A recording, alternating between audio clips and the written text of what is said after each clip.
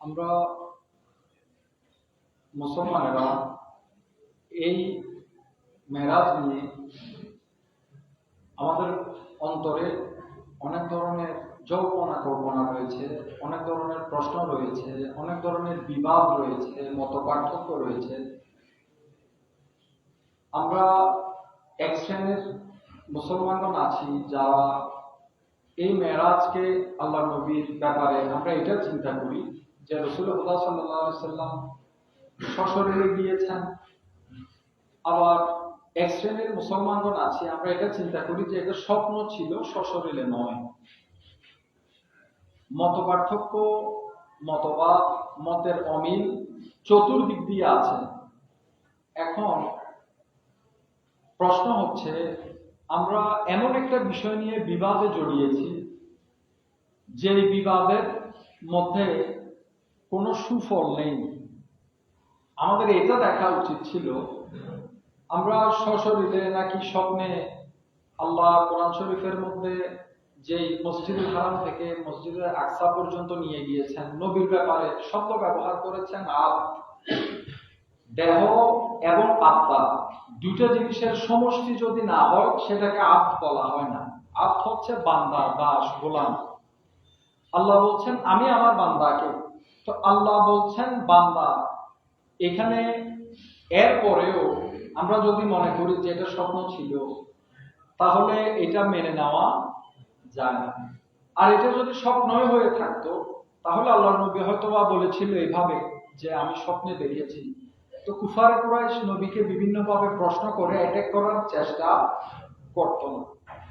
আমরা উম্মতেরা এইটা চিন্তা করা দরকার ছিল যে আল্লাহ পাক রব্বুল ইজ্জত নবীকে কতটুকু ভালোবাসেন।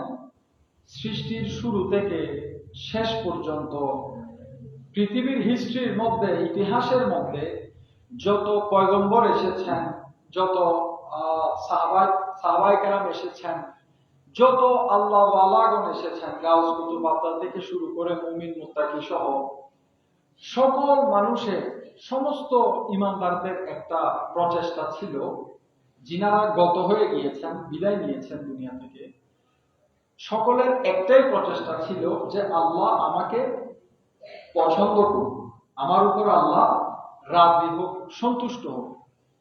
পৃথিবীর মধ্যে এমন কোন মুসলমানকে আপনি দেখাতে পারবেন যে মুসলমানটা আল্লাহকে রাজি করতে চায় না? এমন কোন মুসলমান নেই। সবাই যার যার জায়গা থেকে, যার যার জ্ঞান অনুযায়ী, যার যার ক্ষুদ্র প্রচেষ্টা দিয়ে নিজের জায়গা থেকে সর্বোচ্চটা দেওয়ার জন্য চেষ্টা করছেন। কিন্তু নবীর ব্যাপারে যখন আসলো, এখানে এই জিনিসটা সম্পূর্ণ বিপরীত হয়ে গেল। সেটা হচ্ছে কুল কায়নাতের সমস্ত মানুষ, একবারে নবী থেকে উম্মত পর্যন্ত সবাই আল্লাহকে দেখতে চায়, সবাই আল্লাহর রাজি খুশি সন্তুষ্টি চায়। আর আল্লাহ পাক রব্বুল ইজ্জত তিনি নবীর ব্যাপারে সিদ্ধান্ত নিলেন, এটা আল্লাহর কুদরতি মনসা, আল্লাহর ইচ্ছা। এখানে কেউ কোনো হস্তক্ষেপ করার, কোনো প্রশ্ন করার কোনো সুযোগ নেই। আল্লাহর মনসা হলো, আল্লাহর ইচ্ছা হলো যে আমার হাবিবকে আমি দাওয়াত দিব মেরাজে আসার জন্য। আমার হাবিব মেরাজের মধ্যে আসবেন, আমনা সামনা হবেন, সামনাসামনি হবেন, আমি আমার হাবিবকে দেখব এবং আমার সমস্ত নুরানি হেজাব উঠিয়ে দিয়ে আমার হাবিবকে আমি আমার দিদার বানাবো। এটা আল্লাহর ইচ্ছা। এটা কার ইচ্ছা? আল্লাহর ইচ্ছা। যেমন দেখুন, হযরতে মূসা আলাইহিস সালাম তিনি তুর পর্বতে ওঠার সময় উনাকে যখন বলা হলো ফাখলা নালাইকা ইন্নাকা বিল ওয়াদিল মুকাদ্দাসে তুওয়া, যে হে মূসা আপনি আপনার পায়ে যেই পাদুকা অর্থাৎ যেই জুতা আপনি পরে আছেন সেই জুতাটা আপনি খুলে ফেলুন। কেন? আপনি একটা পবিত্র পাহাড়ে উঠছেন। আপনি পবিত্র পাহাড়ে উঠাকালীন সময়ে আপনার পায়ের জুতা আপনি খুলে ফেলুন। কিন্তু আল্লাহর হাবিবের ক্ষেত্রে দেখুন, যখন আশা আদিমে গেল, ঊর্ধ্ব জগতে যখন গেল, এক পর্যায়ে আল্লাহর নবী জুতা মুবারক ওনার নালায়ন শরীফ উনি খুলে ফেলার চেষ্টা করলেন, চাইলেন। তখন হযরতে জিবরাইল বলে, ইয়া রাসূলুল্লাহ এই কাজ করার দরকার আপনার নাই, আপনি এগুলো পরেই যাবেন, আপনি এই পাদুকা জোড়া আপনি আপনি পরিহিত অবস্থায় আপনি আপনার এই জুতা মোবারক আপনি পরে আপনি সামনের দিকে অগ্রসর হবেন। একটা পর্যায়ে জিবরাইল আমিনও বলল যে ইয়া রাসূলুল্লাহ, এই জায়গা থেকে সামনে যাওয়ার কোনো অথরিটি আমার নাই, আমি এর থেকে সামনে যেতে পারবো না, এখান থেকে আপনি একা যেতে হবে। এই যে জিবরাইল আমিন আল্লাহর নবীকে রিসিভ করান, এখন জিবরাইল আমিন কেন রিসিভ করলো, বুরাকের পিঠে করে কেন নিয়ে গেল, জিবরাইল আমিন সাথে সাথে কেন ছিল, এতটুকু পর্যন্ত কেন ছিল, এতটুকু পর্যন্ত থাকার পর সামনের দিকে যায় নাই কেন, এখানেও আমাদের মতবাদ। কেউ বলতেছে নবী চিনতেছে না, কেউ বলতেছে নবী না চিনার কারণে, নবী উর্ধ্বজগৎ সম্পর্কে অবগত না থাকার কারণে আল্লাহ নবীকে রাস্তা দেখানোর জন্য হযরত জিবরাইল আমিনকে নিয়োগ করা হয়েছিল। মনে রাখবেন, যে কোনো একটা রাষ্ট্রীয় অতিথি, যে কোনো একটা, আপনি বাংলাদেশের মধ্যে যদি দেখেন যে বহিরাগত কোনো দেশের প্রেসিডেন্ট কিংবা প্রাইম মিনিস্টার এসেছেন, তখন আপনি দেখবেন এয়ারপোর্টের মধ্যে বিমান থেকে যখন ওনারা নামেন, সেখান থেকে ওনাদেরকে সংবর্ধনা দিয়ে আনা হয়। উনাকে এরকম বলা হবে না আপনাকে আমি দাওয়াত দিয়েছি, তাতে কি আপনি এয়ারপোর্ট থেকে নামবেন, 10 জনের মতো পাসপোর্ট দেখাবেন, লাইনে ধরে আপনি আসবেন, এটা সম্মান না, এটা সম্মান না। রাষ্ট্রীয় অতিথি, উনাদের সম্মান আলাদা। রাষ্ট্রীয় অতিথি কোনখানকার কে, তাদের সম্মান যদি এতটুকু হয়, আমার নবীর চাইতে বড় তো আর কোনো মেহমান হতে পারে না। আমরা সাড়া দিচ্ছি, একজন আল্লাহর বান্দা দাওয়াত দিচ্ছেন, আরেকজন আল্লাহর বান্দা এসে সেই অনুষ্ঠানে অ্যাটেন্ড করছেন, উপস্থিত হচ্ছেন। তাহলে আমরা যিনি আমাদের মধ্যে যিনি দাওয়াত দিচ্ছেন এবং যিনি দাওয়াতটা গ্রহণ করছেন, দুজন কিন্তু আল্লাহর বান্দা, দুজন আল্লাহর বান্দা, দুজন আমার নবীর উম্মত, দুজন মুসলমান। কিন্তু আমার নবীর ক্ষেত্রে যখন আসলো, দাওয়াত যিনি দিয়েছেন তিনি স্রষ্টা, যিনি দাওয়াত গ্রহণ করেছেন তিনি সৃষ্টির মধ্যে সর্বশ্রেষ্ঠ সৃষ্টি। আল্লাহ সমগ্র সৃষ্টির মধ্যে সর্বোচ্চ যে সৃষ্টিটা, সবচাইতে আকর্ষণীয় যে সৃষ্টিটা, সেটা হচ্ছে আমার নবী। আমার নবীর চাইতে বড় আর কোনো নিয়ামত আল্লাহ প্রদত্ত আর কোনো নিয়ামত নাই। তাহলে চিন্তা করে দেখুন, আমার নবী যখন যাবে, জিবরাইল আমিন তো রাস্তা দেখানোর জন্য না, জিবরাইল তো সেখানে খাদেম হিসেবে এসেছিল, রিসিভ করার জন্য এসেছিল। আমরা মানুষ বলে অনেক মানুষকে পাঠাতে হয়, এখন জিবরাইল আমিন তো একজন ফেরেশতা, আল্লাহ ওনাকে পাঠালেন, উনি এসে আমার নবীকে রিসিভ করলেন, বোরাকের পিঠে বসালেন, বোরাক ওয়াজদ করলো, বোরাক ওয়াজদ করলো, আমার নবীকে নিয়ে গেলেন। আমার নবীকে নিয়ে যাওয়ার পর একটা পর্যায়ে জিবরাইল আমিন যখন বলছেন ইয়া রাসূলুল্লাহ এখান থেকে আপনি যাবেন, ওই জায়গাটাতে শুধু তখন না, কখনোই জিবরাইল আমিন যাওয়ার কোনো অথরিটি ছিল না সেখানে, কখনো আজও পর্যন্ত কখনো জিবরাইল আমিন সেখানে যেতে পারে না। এটা আল্লাহর উসুল যে এখান থেকে জিবরাইল আমিনও আর সামনে আসতে পারবে না। আল্লাহ কোনো একটা কিছু বলেছেন, হুকুম করেছেন, জিবরাইল আমিন ডিউটি, উনি অন ডিউটির মধ্যে আছেন, কাজ করছেন। এমন না যে উনি, আমার নবীকে মেরাজে যেভাবে নিয়ে যাওয়া হয়েছে উনি সবসময় আমার আল্লাহর সামনে এভাবে, এইরকম না ব্যাপারটা। তো আল্লাহ পাক রব্বুল ইজ্জত ওই হেজাবটা পর্যন্ত উঠালেন, ওই জায়গা দিয়ে নবীকে নিলেন যেখানে হযরতে জিবরাইল পর্যন্ত যেতে পারেন না। তো আমরা উম্মতেরা এটা চিন্তা করে আনন্দিত হওয়া দরকার ছিল যে লা ইলাহা ইল্লাল্লাহ যারা মানে, যারা লা ইলাহা ইল্লাল্লাহ বিশ্বাস করে, আল্লাহকে এক মানে, অদ্বিতীয় মানে, মানবিক গুণাবলী থেকে মুক্ত মানে, আল্লাহ শুরু নাই, শেষ নাই, আকার নাই, আল্লাহকে যারা এক কথায় মানে, সমস্ত সৃষ্টির মধ্যে হযরতে আদম আলাইহিস সালাম থেকে শুরু করে এই পর্যন্ত এবং কিয়ামত পর্যন্ত সমস্ত মানুষ যারা আল্লাহকে এক অদ্বিতীয় মানবেন, কেউ আল্লাহকে দেখেন নাই, আল্লাহকে কেউ দেখেন নাই। সৃষ্টিটা, সমস্ত সৃষ্টি এই জায়গার মধ্যে আটকানো। যেমন মক্কার মধ্যে আমার নবী যখন আসলেন, তখন কাবা শরীফের মধ্যে প্রায় 360টি মূর্তি ছিল, আরো এমনি অগণিত অজস্র মূর্তির পূজা করা হতো। এই যে বিভিন্ন মূর্তিগুলোর উপাসনা করা হচ্ছে, সেখানে শত শত স্রষ্টা, এক একটাকে তারা, প্রত্যেকটাকে তারা স্রষ্টা মানে, স্রষ্টার আর অভাব নাই। এমন একটা সময়ে আল্লাহ নবী এসে এক আল্লাহ প্রতি ঈমানের দাওয়াত দিলেন। এক আল্লাহ, আল্লাহ তো দুইটা না, আল্লাহ একজন। আল্লাহর প্রতি, এক আল্লাহর প্রতি ইমানের দাওয়াত যখন দিল, মানুষ বিস্মিত হলো, অবাক হলো যে আমরা হাজার স্রষ্টার ইবাদত করে কুল পাই না, আর উনি আসছেন একজন স্রষ্টা নিয়ে। কয়জন? একজন স্রষ্টা নিয়ে। এই যে সমস্ত মানুষ আল্লাহকে না দেখে, আল্লাহর চাইতে বড় কোনো গায়েব নাই। আমরা আল্লাহকে না দেখে বিশ্বাস করছি না? বিশ্বাস করছি। আমরা আল্লাহকে না দেখে বিশ্বাস করছি, আমাদের পরবর্তীতে যারা আসবে তারাও করবে, অতীতে যারা এসেছিল তারাও করেছিল। এই যে সমস্ত মানুষ আল্লাহকে না দেখে বিশ্বাস করছে, দেখে নাই মানে কোনো প্রমাণ নাই, না দেখা মানে কোনো প্রমাণ নাই। আপনাকে যদি বলা হয় যে অমুক জায়গার মধ্যে একটা পাহাড় আছে, আপনি জিজ্ঞাসা করবেন কোন টিভিতে দেখানো হয়েছে, কোন পত্রিকাতে এটার কোনো ছবি ছাপানো হয়েছে, কিংবা সচক্ষে দেখেছে এরকম কোন মানুষ কি আছে? যদি বলে যে না, টিভিতেও আসে নাই, পত্রিকাতেও আসে নাই, কোনো মানুষও দেখে নাই, আপনি কি বিশ্বাস করবেন? আপনি বলবেন না, এটা মিথ্যা কথা, কারণ কোনো সাক্ষী নাই। তো আল্লাহকে যে আমরা সবাই এক অদ্বিতীয় মেনে যাচ্ছি, তো আল্লাহকে দেখেছেন, একটা সাক্ষী লাগবে না? সাক্ষী লাগবে কিনা? সাক্ষী লাগবে। আল্লাহ সেই সাক্ষীটা বানিয়েছেন আমার নবীকে। সেই সাক্ষী কাকে বানিয়েছেন? আমার নবীকে। আমরা হাজার প্রচেষ্টা করলেও আমরা আমাদের পূর্ববর্তীর মধ্যে, যেমন ইমাম আজম আল্লাহ পাক রব্বুল ইজ্জতকে স্বপ্নে দেখেছেন, কি দেখেছেন না দেখেছেন উনি আর আল্লাহ জানেন, এটা ওনার মকাম। এগুলো বলে বোঝানো যায় না, কিংবা যিনি দেখেন উনি বলে বুঝাতে পারেন না, আর যিনি দেখে না সে হাজার চেষ্টা করেও সেই স্বাদটা নিতে পারে না। দুইটা দুই ধরনের। যে দেখেছে সে দেখেই ফেলেছে, আর যে দেখে না সে কখনো কল্পনাও করতে পারে না। আমরা হাজার চেষ্টা করার পরেও আমরা কোন একজন পয়গম্বরকে, পয়গম্বরও থাক, আমরা কোন একজন আল্লাহর ওলিকে স্বপ্নে দেখবো আশা করলে 12, 14, 15, 20 বছর চলে যায়, আমরা স্বপ্নে দেখি না। আমরা স্বপ্নে দেখি না। আর এইদিকে আল্লাহ পাক রব্বুল ইজ্জত সশরীরে আল্লাহর নবীকে নিয়ে গিয়েছেন শুধু আল্লাহকে দেখার জন্য। এটা একটা প্রেমের বিষয়। মেরাজ হচ্ছে ঊর্ধ্বগমন। ঊর্ধ্বগমন হয়েছিল বিদায় এটাকে মেরাজ বলা হয়েছে।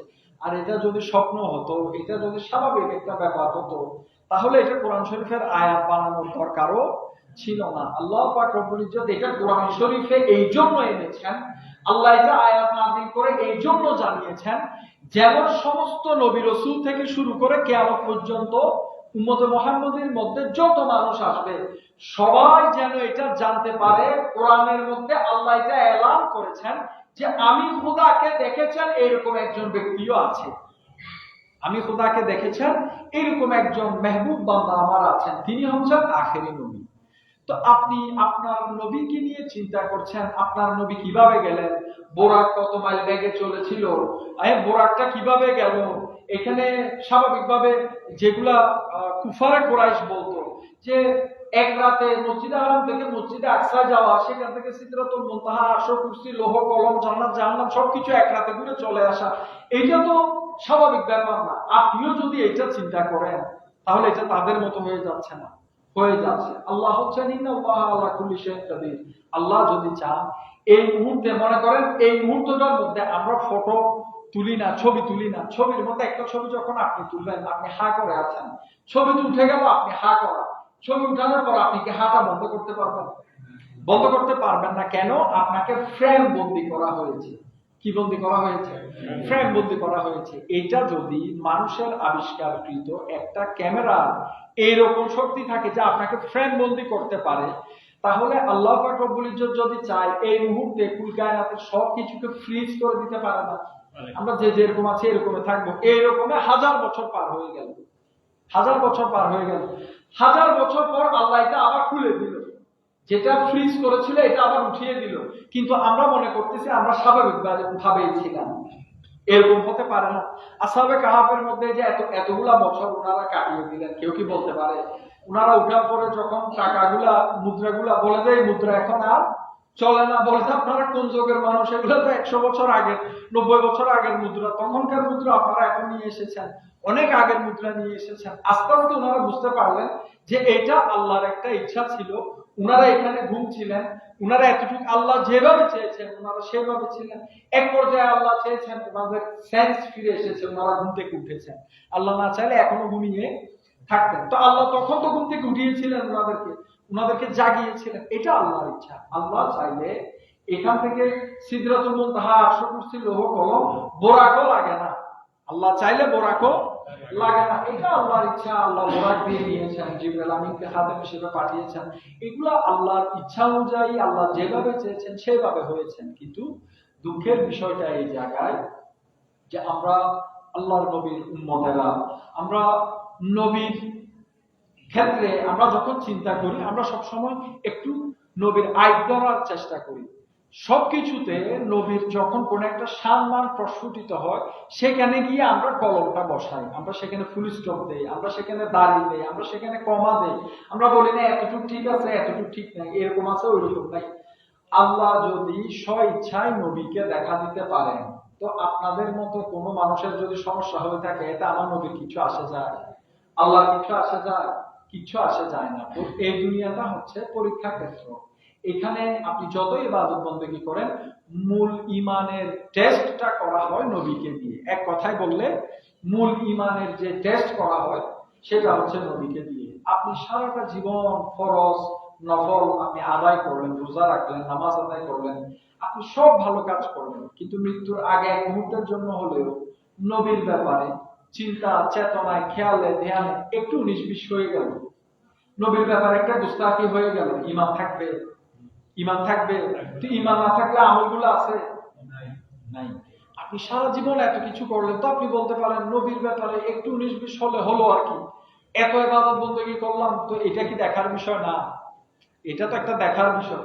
তো আল্লাহ পাক রব্বুল ইজ্জত বলবেন ইবাদত বন্দেগী করেছো ঠিক আছে, কিন্তু আমার নবীর ব্যাপারে যখন বেশকম হয়ে যায়, তখন আমি আল্লাহর এগুলা গ্রহণ করি না। আমি আল্লাহ তখন আর নেয়ামত দেই না। নেয়ামত প্রাপ্ত হলেও সেই নেয়ামতটা আবার ব্যাক করে নিয়ে নেওয়া হবে, সেটা আবার চলে যাবে। এই জন্য বলা হয় কিছু মাহফিল আছে যেখানে আপনি গেলে খালি অন্তর নিয়ে একটা মাহফিলে গেলেন, সেখানে যাওয়ার পর এমন কিছু শুনলেন, এমন কিছু একটা আসলো যেটার মাধ্যমে আপনার অন্তরে ঈমানের নূর আসা শুরু করবে, আপনার অন্তরে আপনি হেদায়েতের রাস্তা পেলেন। আবার এমনও কিছু মাহফিল আছে, কিছু মজলিস আছে যেখানে আপনি অন্তরের মধ্যে ঈমান নিয়ে গিয়েছিলেন, ঈমান নিয়ে আপনি গিয়েছেন, কিন্তু সেখানে যাওয়ার পর এমন কিছু শুনলেন এবং সেই কথাগুলো আপনি শ্রবণ করার পর তার সাথে ঐকমত্য পোষণ করলেন এবং আপনার ঈমান আমল আপনি সেখানে হারিয়ে চলে আসলেন। এই জন্য সব মাহফিলে যাওয়া যায় না, সব আলেমের ওয়াজ শোনা যায় না, সব ধরনের তকরির, সব ধরনের স্পিচ যদি আপনি শুনতে চান, আপনি বিপদগামী হওয়ার সম্ভাবনা খুব বেশি। আপনি একটা মানুষ ফলো করবেন, একটা ইমাম, যেমন মনে করুন যে আপনি আপনার এলাকায় একটা খতিব নিয়োগ দিচ্ছেন, আমলের কথা জিজ্ঞাসা করতে হবে না, এগুলো তুতা পাখির মতো বলবে, এগুলো সবাই বলবে। আপনি জিজ্ঞাসা করবেন যে আপনি নবীর ব্যাপারে বলুন, আপনি নবীর ব্যাপারে আপনার দৃষ্টিভঙ্গিটা কি, আল্লাহ কি বলেছেন, নবীর ব্যাপারে সাহাবায়ে কেরাম কি চিন্তা করেছেন, আপনার নজরিয়া কি, আপনার মনোভাব কি, আপনি কি চিন্তা করেন, নবীকে নিয়ে আপনি কি ভাবেন, নবীকে আপনি কতটুকু ভালোবাসেন, কতটুকু তাজিম করেন, নবীর ব্যাপারে মানুষের কাছে আপনার ইনভাইটেশনটা কি থাকবে, দাওয়াতনামাটা কি থাকবে, কোন মেসেজটা আপনি মানুষকে দিবেন নবীর ব্যাপারে।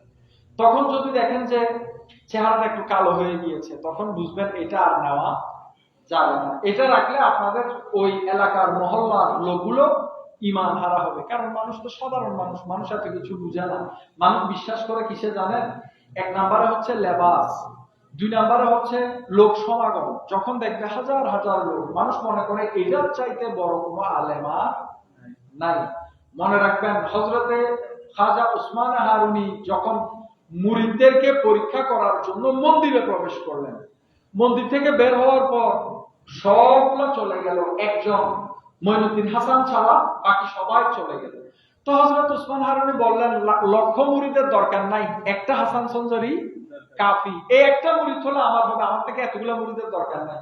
তো আপনি যদি ওই নজরিয়া দিয়ে ওই মুহূর্তে দেখেন, আপনি বলবেন যে উসমান হারুনি মাত্র একটা মুরিদ। কয়টা? একটা। আগে পিছে কোনো মানুষ নাই, কোনো শোডাউন নাই, কোনো জনস্রোত নাই, তো আমি ওনার কাছে গিয়ে কি হবে, আমি এমন একজনের কাছে যাব যেটার আগে পিছে জনস্রোত আছে। তো এটা কি হলো? এটা হয় না। মনে রাখবেন, খালি কলসি বাজে বেশি। সেই জন্য আপনি যদি খালি কলসির কাছে যান, এইটাতে আপনি একটা টুকা দিলে এটা থেকে আওয়াজটা ফিডব্যাক আসবে, আপনি ব্যাক পাবেন, আওয়াজটা বারংবার আপনার কাছে আসবে। কিন্তু কলসিটা যদি ভরা হয়, ভরা কলসের মধ্যে আপনি টুকা দিলেও ওইরকম আওয়াজ আসবে না। আল্লাহ ওই সমস্ত ব্যক্তিরা আল্লাহওয়ালা হয় জিনাদের মধ্যে সর্বপ্রথম ধৈর্য আসে। আমি বুঝার জন্য বলছি, সর্বপ্রথম ধৈর্য আসে। দ্বিতীয়ত হচ্ছে ওনারা স্থির হন, একটা জায়গার মধ্যে স্টেবল থাকেন। ওনারা সবসময় নিজেকে একটা জায়গার মধ্যে স্টেবল রাখতে পারেন, স্থির রাখতে পারেন। এখন সাধারণ কোনো মানুষ হলে বলবে, আল্লাহ আমাকে ক্ষমতা দিছে, এখন আমি জাদুঘরের মতো ক্ষমতা প্রকাশ করতে থাকবো আর সারা বাংলার মানুষ আমার পিছনে দৌড়াবে। এরকম খেয়াল যারা আছে তাকে কি কখনো রুহানি ক্ষমতা দেওয়া হবে? রুহানি ক্ষমতা দেওয়া হবে না। আপনি চট্টগ্রামে দেখুন, এতগুলো আল্লাহ বলি, কত ক্ষমতা আল্লাহ ওনাদেরকে দিয়েছেন, বেলায়েত দান করেছেন। তো বেলায়েত যখন দান করেছেন, উনি কি আর আমি আর আপনার মতো সাধারণ ক্ষমতার অধিকারী না। যখন বেলায়েত দান করলো, তখন মনে করেন বাবা বারিশা হুজরা শরীফে অবস্থান করছেন, হজের দিন দরজা লক করে দিয়েছেন, কাউকে ভিতরে প্রবেশ করতে দেন নাই। এই হজের দিন তিনি এখানে, তিনি হজে যান নাই, কিন্তু হজের মধ্যে উনার মুরিদ উনাকে সশরীরে দেখলো, সালাম করলো, কদম বুসি করলো, হাতে চুমা দিল। এখানে আসার পর যখন তিনি বলছেন বাবার সাথে আমার হজে দেখা হয়েছে, তখন দুই একজন মানুষের সাথে একটু বাকতর্ক হলো যে উনি হজে যায় নাই, সে বলতেছে হজে গেছে। যখন উনার সামনে গেল, বলার আগে বলেছে চুপ, আমি থাকতে এইসব কথা বলিও না। এখন আমি আর আপনি হলে বলবো পত্রিকায় দিয়ে দাও, প্রথম আলোর মধ্যে এটা হেডলাইন দাও যে আমি যাই নাই, এটা এই মানুষটাকে ওইখানে দেখেছে, এটা সাংবাদিক সম্মেলন করো, এই করো সেই করো। কেন? প্রকাশ হওয়ার জন্য, নামের জন্য, অর্থের জন্য। আল্লাহওয়ালারা এরকম না। টাকার বিনিময়ে দিন কখনো আল্লাহওয়ালারা প্রচার করেন না। আল্লাহওয়ালারা টাকার জন্য সব জায়গায় যায় না। এখন চলমান পরিস্থিতির কথা বললে আমাকেও অনেকজনে গালি দিবে, তা আমি এই অযথা গালিগুলো শুনতে আমি রাজি না, সমালোচনা শুনতে রাজি না। যারা বুঝার তারা ঠিকই বুঝে নিয়েছেন যে আমি কাদেরকে উদ্দেশ্য করছি। তো এখানে একটা বিষয় হচ্ছে, আমরা বর্তমানে হকপন্থী দাবি করলে শুধু হবে না, হকের প্রচার যখন আপনি করতে যাবেন, আপনার থেকে আল্লাহর প্রতি একটা খৌফ থাকতে হবে, আপনি তাকওয়াবান হতে হবে, নবীর প্রতি ভালোবাসা থাকতে হবে, নবীর প্রতি তাজিম থাকতে হবে, মদিনা পাকের সাথে আপনার অন্তরের সরাসর একটা কানেকশন থাকতে হবে। আপনি গভীর রাতে যখন একাগ্র চিত্তে আপনি বসবেন, কোন একটা আমার নবীর শানে কালাম নিজে নিজে পড়বেন, কিংবা আমার নবীর কথা চিন্তা করবেন, নবীকে দেখার ইচ্ছা মনে ব্যক্ত করবেন, ওই সময় আপনার চোখ অশ্রুসিক্ত হতে হবে। এখন তো অনেক মানুষ আছেন স্টেজেও, আমি দুই একজন মানুষ দেখেছি সচক্ষে, যে কথা বলার সময় এমন একটা কান্নার ভান করবো, 30 সেকেন্ড যেতে না যেতে মানুষ আবার হাসে, অথচ একটু আগে মনে হলো যে নবীর প্রেমে কান্না করছেন, এমন একটা ভাব, চোখে পানি নাই কিন্তু এমনি কান্নার একটা ভাব ছিল। তো এগুলা হচ্ছে ছলনা। এগুলা কি? ছলনা। আপনি আমার সাথে ছলনা করতে পারবেন, আমি আপনার সাথে ছলনা করতে পারবো, কিন্তু উপরওয়ালার সাথে ছলনা করা যাবে না। আল্লাহর কাছে সবকিছু পরিষ্কার, আমলনামায় লেখা হচ্ছে। আমরা এগুলা চিন্তা করি না, আমরা শুধুমাত্র দুনিয়াবি একটা ফেস ভ্যালুর জন্য আমরা আপ্রাণ চেষ্টা করে আমরা যেটা মন চাই সেই কাজটা আমরা করে যাচ্ছি। এই জন্য বলছি যে এই মেরাজের রজনী, এটা বুঝার চেষ্টা করবেন, আল্লাহর নবীকে ভালোবেসে এই মেরাজকে বুঝার জন্য চেষ্টা করবেন।